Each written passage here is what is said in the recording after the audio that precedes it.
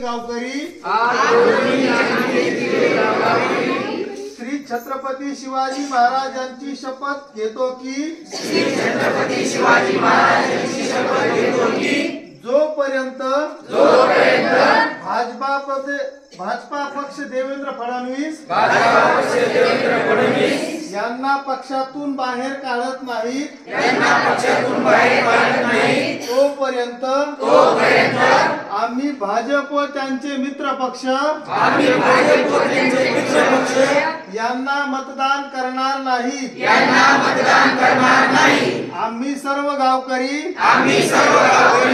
मराठा व मराठा आरक्षणास विरोध करणाऱ्या